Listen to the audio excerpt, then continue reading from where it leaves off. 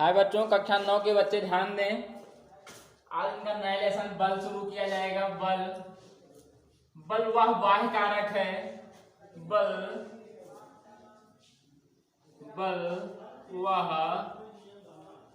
बाह्य कारक है जो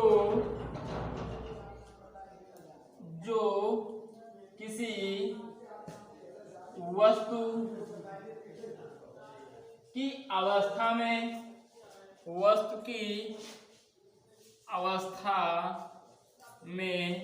परिवर्तन कर दे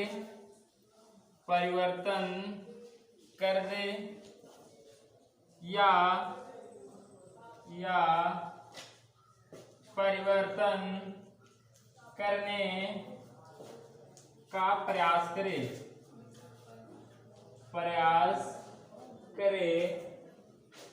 परिवर्तन करने का प्रयास करे बल कहलाता है।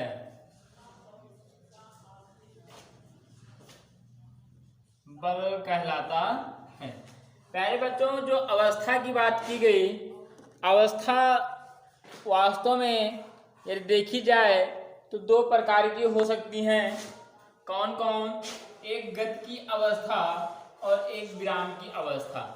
इन सारी चीज़ों को आप नोट्स बनाते रहे जिससे आपको बाद में पढ़ने में कोई दिक्कत ना हो, और सेंड करते रहेगा होमवर्क। कोई डाउट होगा तो क्लियर करते रहेगा। अवस्था जो होती है प्यारे बच्चों, ये दो प्रकार की होती हैं।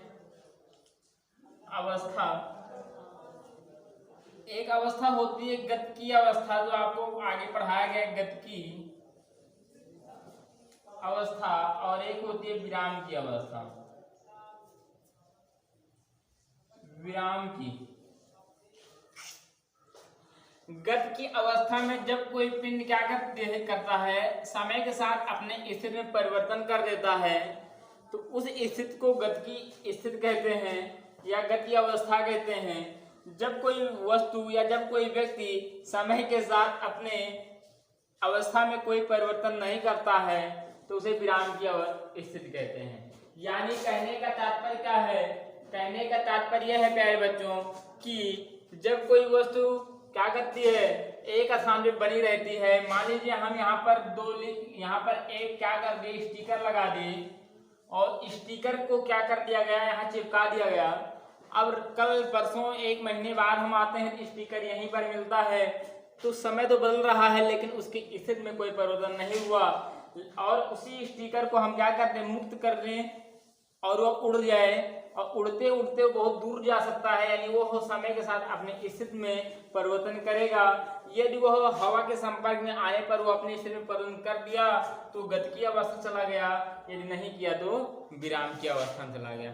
तो इसी प्रकार बल एक वाह्य कारक है। बल एक लगने वाला कारक है जो क्या किया जाता है, किसी वस्तु के स्थिति में परिवर्तन कर देता है। अब क्या करेंगे, बल की घटना को देखेंगे। बल कितने प्रकार के होते हैं, तो पहला बल देखेंगे संतुलित बल।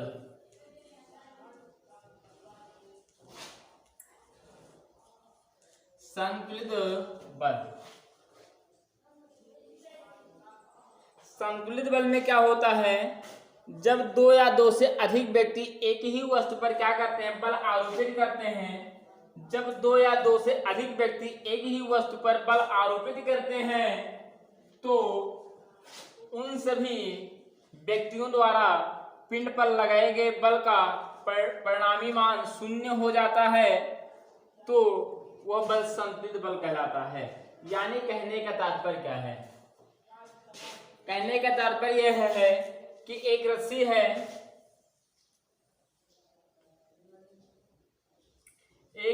है, इस रस्सी को दो सिरे पर अलग अलग लोग क्या किए हैं, पकड़े हुए हैं।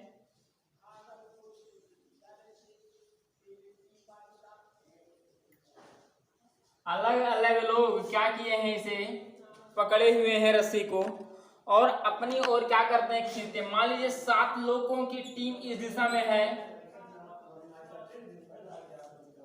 7 लोगों की टीम इस दिशा में है और 7 ही लोगों की टीम यानी बराबर बराबर संख्या के उन सभी का द्रव्यमान भी बराबर है। यानी एक प्रकार से ये कहा जाए कि इन 7 लोगों की टीम द्वारा लगाया गया बल इन 7 लोगों की टीम द्वारा लगाए गए बल के बराबर आ रहा है।